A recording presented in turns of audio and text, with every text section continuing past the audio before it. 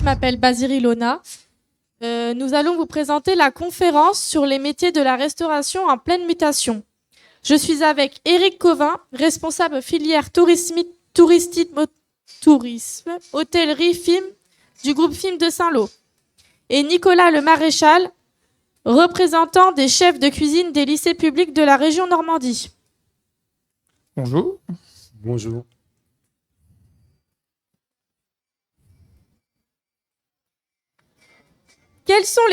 Quelles sont les compétences que doivent avoir les nouveaux formés dans les métiers de l'hôtellerie-restauration ? Ah, c'est une bonne question. Compétences de, alors déjà, on va dire la curiosité, je pense, en premier lieu. Une polyvalence. Je pense qu'aujourd'hui, il faut énormément de polyvalence. Vraiment d'avoir envie de faire plaisir aux gens, de leur faire passer un bon moment. Les clients sont très exigeants aujourd'hui sur ce qu'ils attendent dans nos métiers, et donc il est important d'arriver à leur offrir aussi un moment privilégié. Privilégié dans un sens accueil personnalisé, mise en place personnalisée, une chambre qui peut être mise au goût du client si c'est un habitué. Enfin, des métiers qui sont effectivement en pleine restructuration, mutation, je ne sais pas trop comment dire, mais qui amènent aujourd'hui à avoir de la polyvalence. Moi, je dirais qu'il faut aussi faire preuve d'adaptabilité. Aujourd'hui, le monde change, les jeunes changent et les modes de consommation changent. Donc, il faut savoir s'adapter, il faut savoir se remettre en question régulièrement, donc ne pas hésiter, ne pas toujours dormir sur ses acquis, vraiment avoir cette notion d'adaptabilité. Quelles sont les nouvelles attentes de la clientèle ? Le rapprochement, on va dire, des produits de nos régions par rapport à leur visite et leur venue. Ça, c'est une des choses. Qu'est-ce qu'on peut avoir également ? On peut avoir des attentes vraiment de « bonjour madame Intel, bonjour monsieur Intel ». En fait, les gens ont besoin d'être reconnus comme, je dirais, un privilège de venir chez nous. Voilà. Je pense aussi ce qu'ils attendent, c'est une authenticité par rapport aux produits qu'on peut travailler dans un monde, que ça soit du bar, que ça soit de la sommellerie, que ça soit le monde culinaire.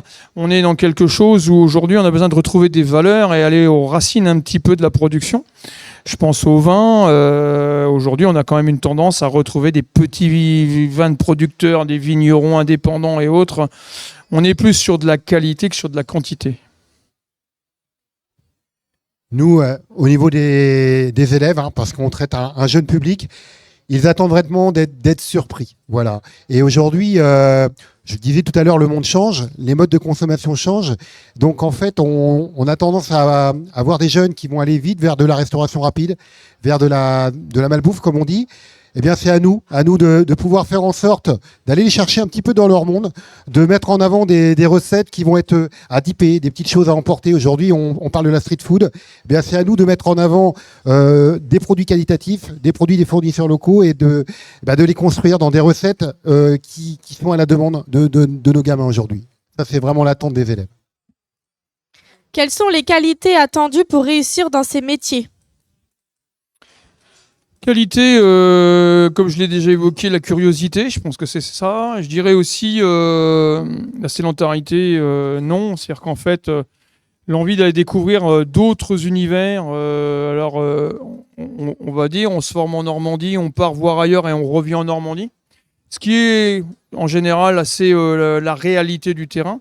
Mais on est aussi dans quelque chose où il faut aller rencontrer le producteur, aller rencontrer l'éleveur, aller vraiment vers le produit en lui-même pour donner quelque part dans l'assiette et dans le reste vraiment de la valeur ajoutée quoi, du produit.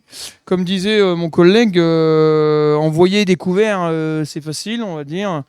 Faire que le client va venir chez nous parce que c'est là qu'il avait envie ce jour-là d'être et avoir envie aussi de nous faire participer à des expériences, parce que tous les jours, on se remet en question. Je pense qu'aujourd'hui, c'est ça aussi nos métiers, c'est de ne pas se contenter de ce qu'on sait faire, mais d'essayer d'évoluer au quotidien. On se lève le matin en disant « Tiens, je ne connais pas tel produit, je vais le mettre en avant, ça va être sympa. » Voilà. Et ça, c'est grâce aux producteurs aussi, mais grâce à nos clients qui sont aussi consommateurs. Voilà. Je dis souvent à mes jeunes, en formation, le plus beau chef de cuisine du monde, si vous avez personne dans votre restaurant, ça ne sert à rien, quoi. Voilà. C'est quand même le client qui fait aussi la valeur de nos métiers, qui est un superbe métier en termes de connaissance. Il n'y a pas une journée qui ressemble à une autre. Et puis moi, je crois qu'il faut être curieux. Voilà, faut pas hésiter à faire preuve de curiosité. Déjà, comme le disait Eric tout à l'heure, il faut pas hésiter à voyager, aller se nourrir de l'expérience des autres, de la manière dont les autres vont travailler. Et puis après, on va prendre le meilleur de chacun et puis venir apporter sa propre technique à soi pour vraiment essayer de dynamiser les choses au quotidien. Il faut aussi ne pas hésiter à faire du recensement, à regarder tout autour de soi ce que l'on peut avoir comme producteurs locaux, ce qu'on peut avoir comme produit. La région Normandie, par exemple, c'est un véritable terrain de jeu pour un chef de cuisine. Elle est extrêmement riche en termes de matière d'œuvre, en termes de produits. Et il faut vraiment pas hésiter à aller à la rencontre des gens. On le fait pas assez, ça. On va pas suffisamment sur le terrain voir. On a des fois des magnifiques découvertes à quelques kilomètres de chez soi. Il faut vraiment pouvoir aller recenser tous ces gens, tous ces acteurs locaux, tous ces producteurs qui font que la Normandie, elle est belle, quoi. Et c'est à nous aussi d'aller les voir et de mettre en avant leurs produits, quoi. Y a-t-il des débouchés et si oui, lesquels? Alors des débouchés, il y en a X. C'est-à-dire qu'on a des débouchés, il y en a plein. Aujourd'hui, on est un métier, j'aime pas le mot tension parce que j'aime pas. Tous les métiers sont un peu en tension dans le manuel, mais nous avons la possibilité d'accéder à différentes formules. Aussi bien faire plaisir dans une maison de retraite que de faire plaisir aussi dans de l'hospitalier, faire plaisir dans les collèges, dans les lycées, faire plaisir dans un restaurant bistronomique, gastronomique et pourquoi pas un restaurant rapide. Le seul mot qui revient ici, effectivement, de déboucher, c'est que si vous avez envie de faire plaisir, envie de vous intéresser, j'irai à votre environnement, le débouché, il est automatique. Aujourd'hui, c'est un peu la vérité, mais aujourd'hui, c'est plus le salarié qui va choisir où il va vouloir travailler que l'inverse. On en discutait parce qu'on se connaît depuis ce matin. On discutait de nos expériences. En fait, on a fait à peu près le même parcours avec 2 ans de décalage. On a fait les mêmes lycées sans le savoir. On a fait les mêmes entreprises sans le savoir. Et en fait, on a tous à un moment envie d'aller voir ailleurs ce qui s'est passé, de prendre des risques. Parce que parfois, on a pris des entreprises où peut-être que notre CV était un peu léger. On s'est dit, après tout, il y en a qui y arrivent, pourquoi pas nous? Alors, ça nous a demandé aussi parfois de se faire un peu mal, voilà, de quitter aussi notre région. Parce qu'il a fallu aussi quitter notre région, donc nos parents, nos habitudes, nos copains, etc. Puis on est tous revenus, en fait. Donc, c'est parce que aussi on a une très belle région, mais que nos valeurs sont là. C'est aussi, voilà, donc des débouchés, ouais, il y en aura. Il y en a, mais à condition de peut-être se donner parfois un petit peu la peine. Moi, je rejoins tout à fait Eric. Il faut vraiment se donner les moyens. Le débouché, il n'y a vraiment pas de problème. Quelqu'un qui va se former aujourd'hui, notamment dans la restauration et dans les métiers de cuisinier, de pâtisserie, etc., enfin tout ce qui a trait à l'hôtellerie. Quelqu'un qui a vraiment la passion du métier, il n'y a aucun souci en termes de débouché aujourd'hui, comme on disait. C'est même un luxe pour les gens qui cherchent du travail aujourd'hui. On est quasiment au plein emploi. Même on manque de moyens humains aujourd'hui. On a du mal à recruter. Mais à nous aussi de valoriser ce métier-là, quoi. À nous aussi de montrer ce que l'on peut faire. Et encore une fois, il faut savoir se mettre en danger. Il faut savoir aller parfois au-delà de ce qu'on penserait nous-mêmes. On s'est mis parfois en danger. Moi, j'ai eu la chance dans ma jeune carrière de rencontrer des chefs étoilés. Et il y a des fois d'aller frapper à la porte, d'avoir l'audace d'y aller, de dire ouais, j'ai envie, quoi. J'ai envie. Et de se dire, je me fais peur parce que là, quand on rencontre des doubles, des triples étoilés, on se dit, mais où je mets les pieds, quoi. Donc on se met en danger. On va en baver, c'est vrai. On va faire des heures. Ça va être difficile, mais derrière, c'est tellement bon, quoi. Et il faut être passionné, c'est vraiment le maître mot. Il faut un minimum de motivation aussi, je pense. Ouais, la motivation, comme tout métier, je pense, la motivation. Alors, c'est vrai que nous, on a trop souvent communiqué sur les contraintes qui étaient les nôtres et qui sont réelles. On a des contraintes, effectivement, mais quand on analyse un couvreur en plein été ou quand il gèle, une sage-femme le week-end, tout métier a ses contraintes. Je pense que, alors j'aime pas le mot passion parce que ça pour moi c'est usurpé, mais je pense que l'envie de faire les choses, c'est effectivement beaucoup de choses à apprendre au départ parce que on travaille quand même dans l'alimentaire, on pense souvent, voilà, mais on travaille aussi dans des métiers de relation avec le client.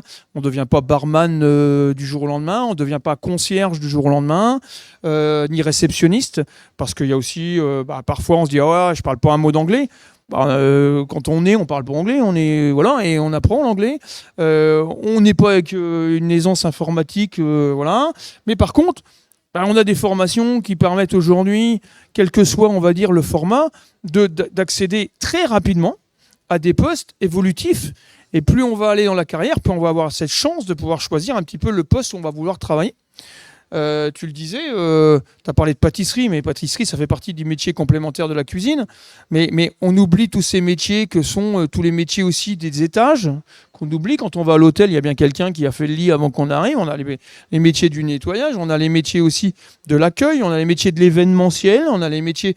En fait, on a dans nos métiers et notre industrie, on a X métiers qui font qu'aujourd'hui, un jeune qui s'intéresse un peu aux gens, il peut trouver sa place très rapidement. Et quand je dis trouver sa place très rapidement, on a des exemples de gens qui sont directeurs d'établissement qui ont moins de 30 ans, quoi. Est-ce que la maîtrise d'une langue étrangère est obligatoire? Obligatoire, non, tant mieux pour des personnes que je connais, dont moi. Non, fortement conseillé quand même dans nos régions où on a une clientèle qui est quand même une clientèle... les plages du débarquement, c'est une clientèle américaine. On a aussi une clientèle étrangère qui revient en Normandie et tant mieux. Mais effectivement, c'est un atout. C'est pas une contrainte. C'est-à-dire que celui qui me dirait ouais, je parle pas du tout l'anglais, c'est embêtant, mais c'est pas une contrainte. Mais par contre, celui qui maîtriserait l'anglais, là, c'est un atout. Vous voyez. Donc en fait, non, faut pas le prendre dans le côté négatif, faut plutôt le prendre dans le côté évolutif, positif, quoi. C'est clair. C'est un plus. Mais moi, je conseillerais à tout le monde de faire l'effort au collège de bosser l'anglais. Ouais. Au moins l'anglais, ouais, c'est clair. Moi, je crois que c'est important. Effectivement, c'est pas obligatoire. C'est fortement conseillé, elle est très utile. Et puis, vous savez, dans nos professions, je disais tout à l'heure, il ne faut pas hésiter à battre le pavé, à aller voir les campagnes, mais aussi à sortir au-delà de nos frontières. L'anglais, effectivement, c'est la langue incontournable aujourd'hui, c'est la langue internationale qui va vous permettre de pouvoir des fois aller regarder un petit peu ce qui se passe au-delà des frontières du pays et pouvoir échanger avec les gens. Donc ça, c'est important.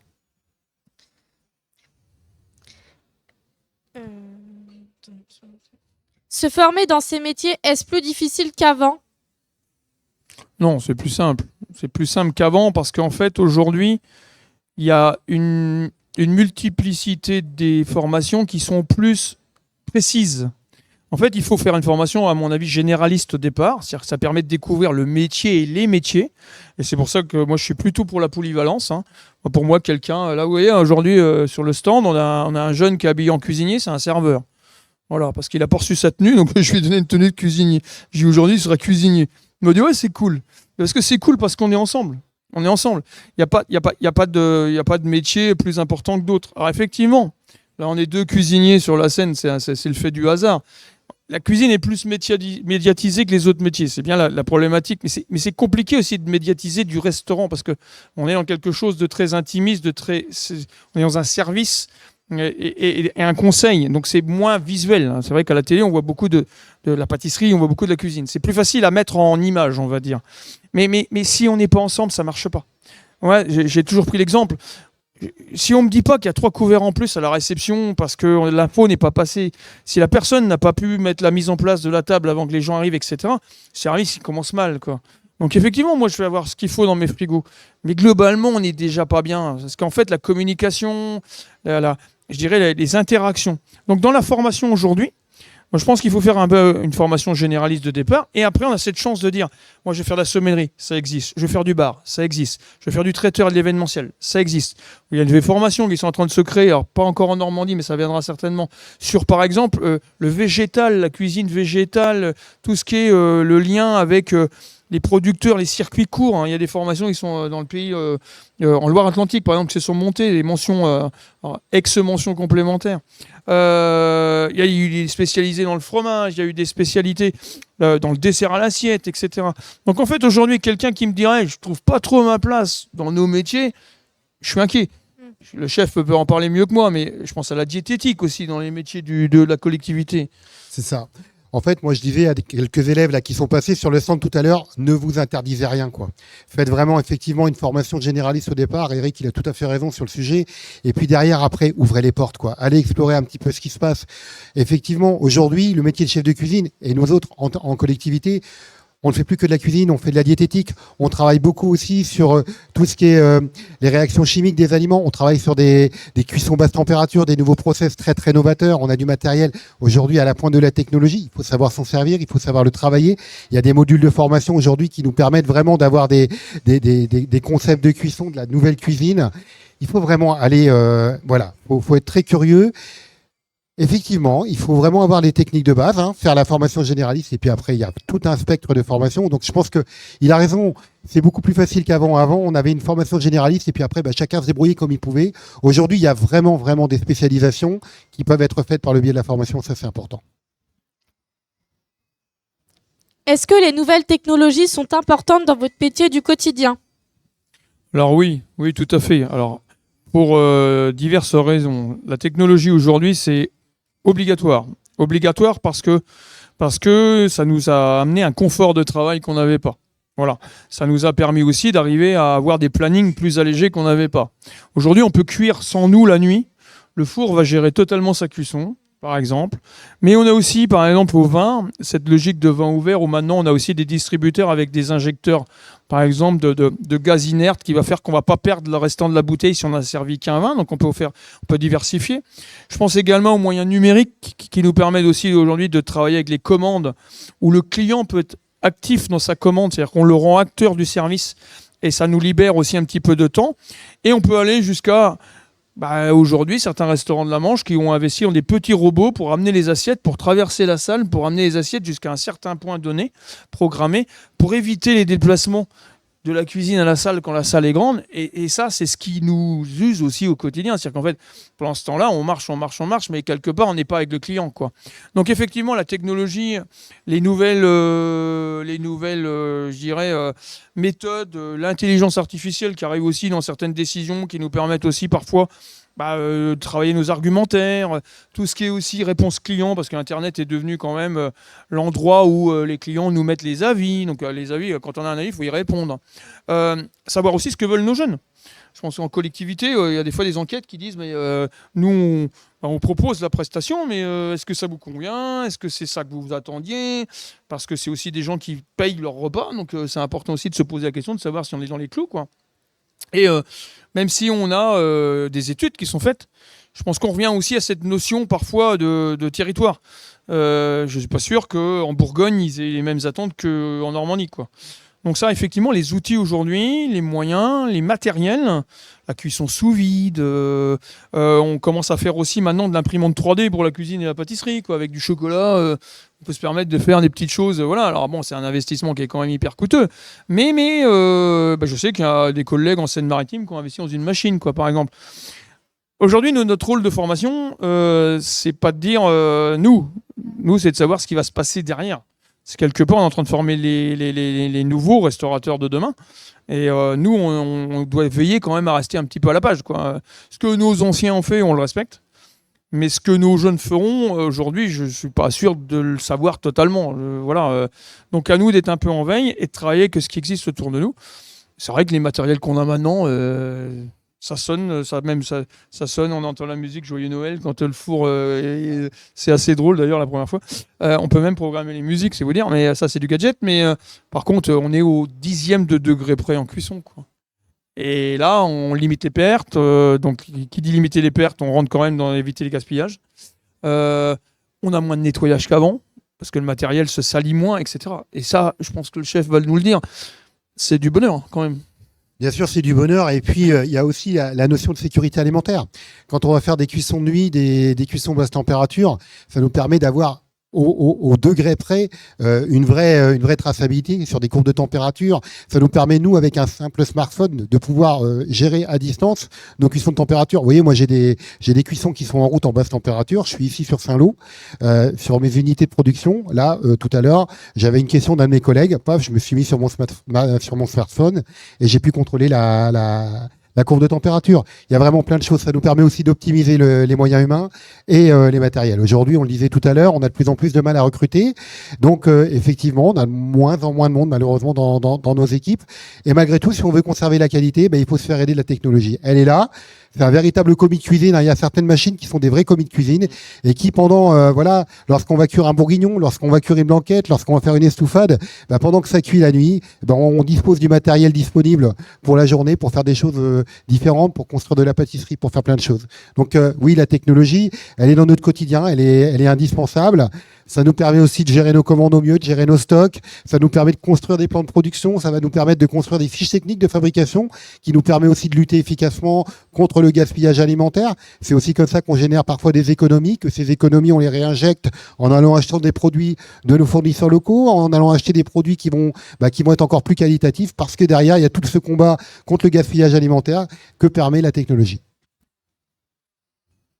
Quelle est la place du client dans votre quotidien ? Elle est la réelle place de ce qu'est notre métier. C'est vrai qu'effectivement, on cuisine pour faire plaisir, mais on cuisine aussi indirectement pour les restaurants traditionnels gagner de l'argent. C'est une entreprise. Et les restaurants collectifs, on est aussi dans un rôle éducatif parce que même si c'est pas le mot client n'est pas le plus joli, mais quelque part, quand un chef ouvre son self, il a 800 personnes qui vont avoir un avis sur ce qu'il va avoir envoyé. Donc nous, effectivement, le client va nous dire merci, j'ai très bien mangé. Mais également, le chef du self, lui, il va avoir merci parce que j'ai participé à une certaine éducation.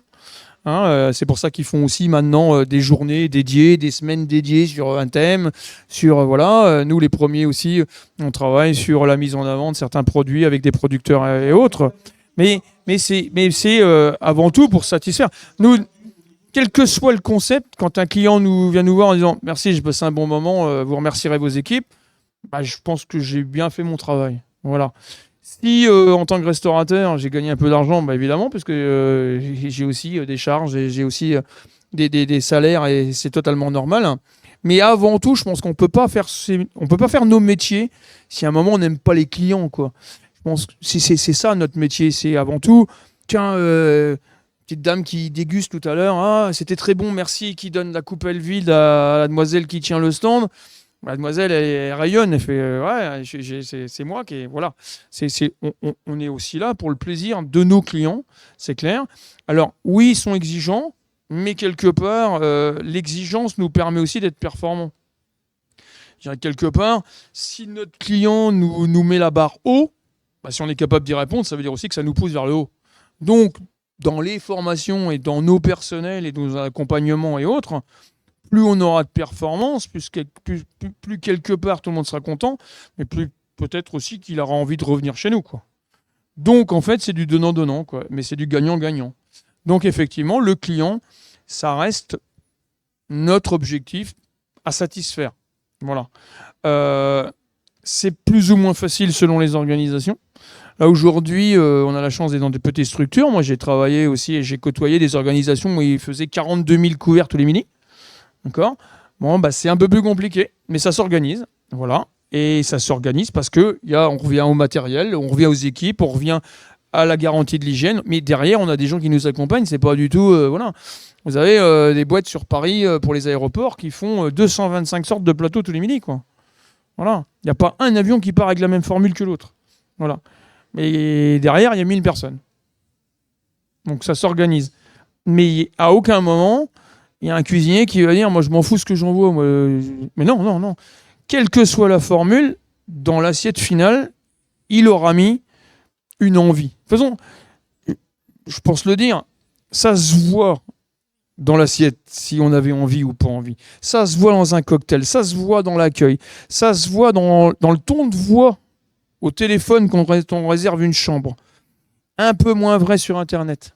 C'est vrai, parce que quelque part, c'est un peu plus informel. Aujourd'hui, la relation client, elle est hyper importante.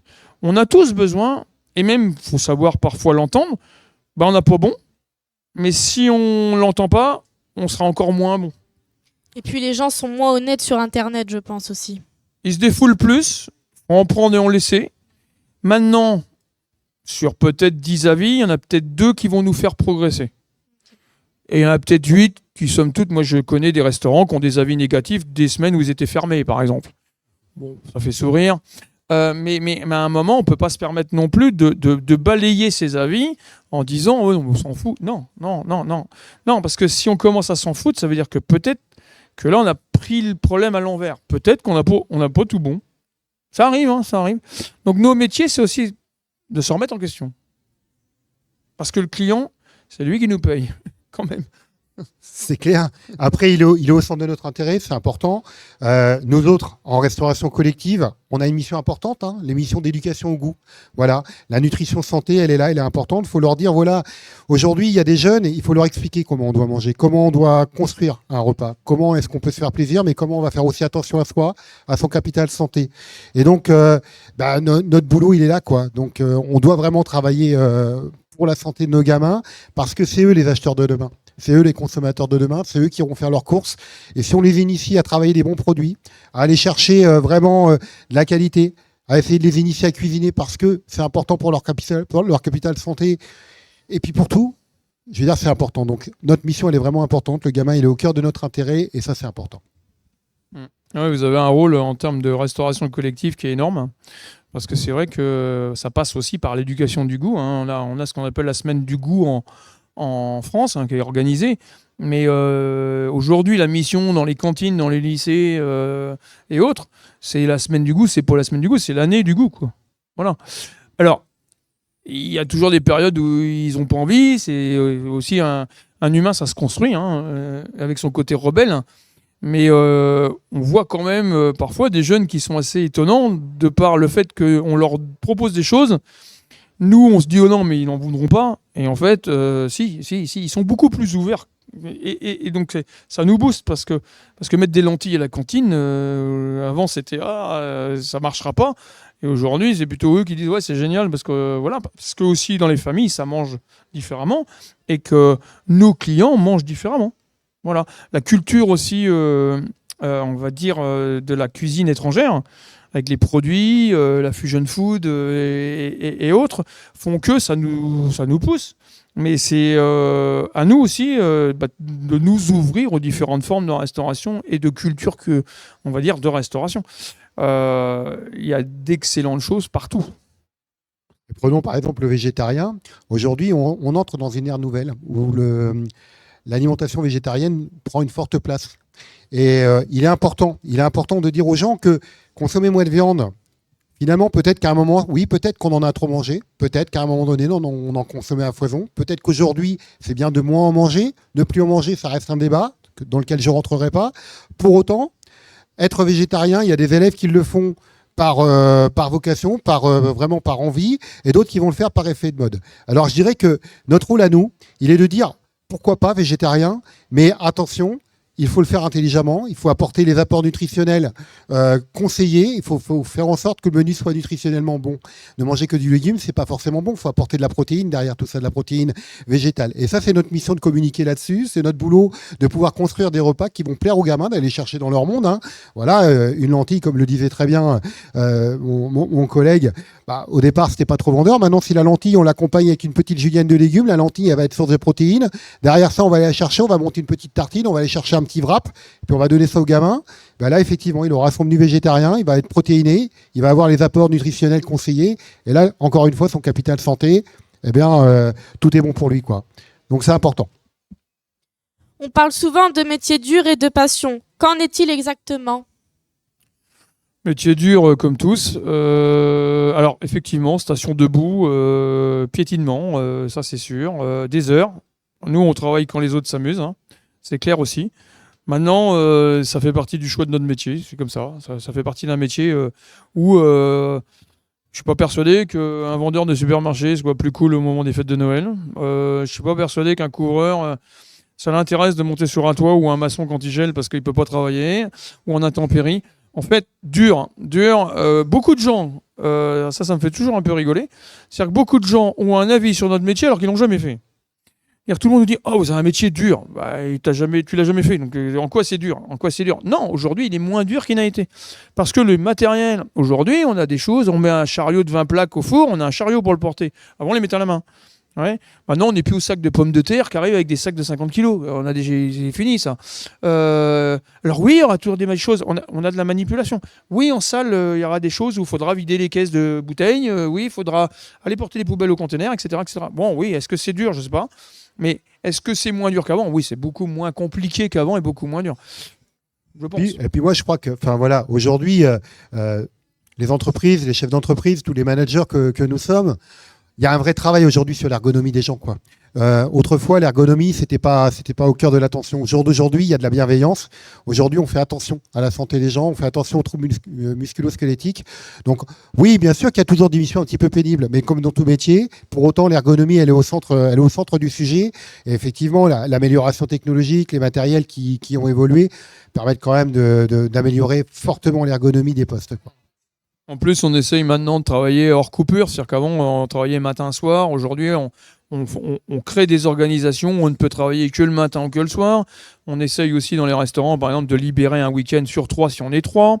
En fait, le matériel et la planification nous a permis aujourd'hui d'alléger, je dirais, le moment. Quand on était dans des grosses périodes, par exemple de gros banquets sur les fins d'année ou sur les périodes de communion et autres à une certaine époque, il fallait qu'on soit tous là samedi, dimanche, parce que c'était le dimanche et qu'on ne pouvait rien préparer. Aujourd'hui, avec le sous-vide, par exemple, moi je peux très bien réaliser une sauce le mercredi, la mettre sous vide et j'ai plus qu'à la réchauffer le dimanche. Donc, quelque part, si c'est pour réchauffer une sauce, je n'ai pas besoin d'être 15. Moi, à la limite, tout seul avec mon four à vapeur, je vais très bien la réchauffer. Donc, en fait, là, le matériel nous a permis de planifier différemment et donc d'offrir des conditions de travail qui sont beaucoup plus sympathiques. Maintenant, on est en saison, on fait la saison d'été, on travaille l'été. Bon, ça, c'est là que les clients sont. Maintenant, à partir du 15 septembre, c'est beaucoup plus cool. Voilà. Donc, on est là quand il y a le boulot, mais maintenant, on peut aussi se permettre, des fois, d'arriver à avoir des équipes beaucoup plus allégées sur les périodes où on est un petit peu plus cool. La seule chose qu'on n'arrive pas à gérer et qu'on n'arrivera jamais à gérer, c'est le flux. Pourquoi aujourd'hui un restaurant à midi va faire 10 couverts et pourquoi demain il va en faire 50? Ça, on ne sait pas. Dans la restauration traditionnelle, c'est le plus compliqué à gérer. C'est le plus compliqué pour la production, le compliqué pour les frigos et le plus compliqué pour le service. Ça, c'est comme ça. Ça fait partie ça, par contre, c'est le job. Ça, c'est comme ça. Voilà. Donc, parfois, les clients disent ouais, mais je comprends pas, vous êtes ouvert, on a attendu. Ouais, mais sauf que tous les jeudis, d'habitude, on fait 15, et puis je sais pas pourquoi ce midi, on a fait 40. Pour qui, pourquoi? C'est comme ça. Donc ça, c'est le plus compliqué. Ça, c'est de la gestion, et c'est pour ça qu'il faut quand même former les gens, parce que c'est là qu'il faut être réactif, quoi. Parce que si vous avez des gens qui partent en courant, qui se mettent à paniquer, ça va être compliqué dans le restaurant. En fait, là, ça devient un métier, quoi. Et il faut que ça s'explique. Un arrivage de poisson qui n'est pas arrivé parce qu'il y avait 95 devant et le bateau n'est pas sorti, ça s'explique. Et c'est pour ça que dans les métiers de l'accueil et le métier du restaurant, il faut qu'on leur apprenne aussi, à trouver les phrases qui vont faire qu'on va expliquer. Voilà. Et on va dire, écoutez, aujourd'hui, on est un peu embêté parce que le poisson du jour n'a pas été livré, quoi. C'est du frais, c'est pas du surgelé. Donc, on va vous trouver une solution. Installez-vous. Vous allez passer un bon moment. Mais il faut trouver une solution. Voilà. Encore une fois, s'adapter et, comme le disait Eric tout à l'heure, très bien, on a beau être le meilleur chef de cuisine du monde, on a beau avoir la meilleure équipe du monde, on a beau faire les choses les plus jolies, les meilleures possibles du monde, si derrière on n'a pas un serveur, si on n'a pas un maître d'hôtel, si on n'a pas quelqu'un pour le présenter, pour le vendre et pour le, entre guillemets, le sublimer de par la présentation, on n'aura rien du tout. Donc c'est important, tout le monde est complémentaire. Pouvez-vous nous donner une journée de votre métier? Une journée type. Alors une journée type, déjà, ça s'anticipe. Ça s'anticipe parce qu'il faut faire les commandes. Donc il faut être curieux aussi de savoir quelle sera notre activité. Aujourd'hui, on est mercredi. Moi, si j'étais chef en activité aujourd'hui, j'irais voir ce qui se passe ce week-end. Est-ce que j'ai des résas, tout simplement? Est-ce que j'ai des banquets, des résas? Après, je vais passer des coups de fil pour passer mes commandes. Ça, c'est la journée type. L'approvisionnement. Alors le chef, il dit surveiller, c'est comment c'est cuisson. Moi, j'ai aussi des signaux, par exemple, si j'ai des dysfonctionnements sur mes frigos. Donc en fait, ça passe aussi par une journée type, c'est de prévoir aussi notre maintenance de matériel, parce que c'est pas d'avoir du matériel, c'est surtout faut qu'il fonctionne. C'est aussi de former notre personnel. Une journée type, c'est aussi de prendre en considération que notre personnel, s'il veut qu'il reste performant, faut le former. Quel que soit l'âge. Quand on a un nouveau four, si on a pour la formation sur le nouveau four, il sera joli, mais on ne saura pas s'en servir. Donc il faut arriver à faire quand même aussi de la formation, même pour les gens qui sont en place. C'est pas que pour les jeunes formés. Mais une journée type, c'est souvent ce qu'on appelle une mise en place. La mise en place, c'est de mettre les tables, c'est de mettre les verres, c'est de nettoyer notre restaurant, c'est aussi de préparer notre... imaginons, on a un quart ce-midi qui arrive et qui prend ses chambres, de préparer les clés, préparer un petit peu que les chambres soient prêtes, que le linge soit nickel. C'est aussi de contrôler tout ça. C'est de manger, une journée type. En général, nous, on mange avant ou après le service. C'est d'envoyer nos couverts et de prendre un petit peu la satisfaction de notre clientèle. Et puis, c'est de repréparer le service du soir pour pouvoir envoyer notre service du soir. Voilà. Particularité qui est aujourd'hui c'est qu'en fait, nous, avant, on faisait nos mises en place pour envoyer nos couverts. Beaucoup de restaurants, maintenant, ont des gens qui font de la mise en place, mais c'est pas eux qui l'enverront. Donc, il faut aussi qu'il y ait une communication entre les besoins d'envoi et les besoins de mise en place. Moi, j'ai eu la chance, et c'est mon métier, c'était mon dernier métier, c'était de faire du traiteur. Moi, j'envoyais des couverts avec des choses que je n'avais pas fabriquées, quoi. Donc moi, si le gars, il n'a pas chargé le camion correctement, quand j'arrive à 300 km et que je savais pas qu'il n'y avait pas de four et que... Donc en fait, dans nos métiers, il y a un truc, c'est génial, c'est communiquer. S'il n'y a pas de communication, il n'y aura pas de service. C'est impossible. Voilà. Et en collectif, c'est aussi effectivement d'arriver à aller chercher le produit, donc prendre du temps pour aller sur le terrain, aller voir les produits. Voilà. Il y a une nouvelle huile de colza qui sort en Normandie. C'est pas le tout de dire il y a une nouvelle huile de colza. Il y en a un qui sait en parler de son huile de colza. C'est celui qui l'a pressé. C'est le fabricant de l'huile de colza qui va savoir parler de son produit. Et pourquoi pas faire une journée à deux, qui viennent dans mon resto pour parler avec moi de son produit, le cuisiner avec lui. Ça, c'est des choses qu'ils arrivent à faire à la région Normandie, mieux que nous, à la limite, parce qu'ils ont la chance d'avoir des gens qui organisent aussi toutes ces rencontres et autres. Il a fallu du temps pour que ça se mette. Il a fallu 15 ans pour que ça se mette en route. Donc aujourd'hui, là, on avait un salon, par exemple, des produits de la Manche autour des boissons, salon des boissons manchoises lundi au Hara. Et l'idée, c'est tout simplement de mettre en avant les producteurs, les transformateurs, les consommateurs. Puis à un moment, on y arrive. Voilà. Il faut juste penser qu'effectivement, on a des boîtes à faire tourner, quoi. Voilà, après, il y a les plannings de production qui sont faits en amont. Et puis, il y a aussi l'adaptabilité. C'est-à-dire que quand on arrive au travail le matin, le rôle d'un chef, d'un manager, c'est de voir si toute son équipe est présente. Parce qu'il y a des fois des gens qui ne seront pas là pour des raisons diverses et variées.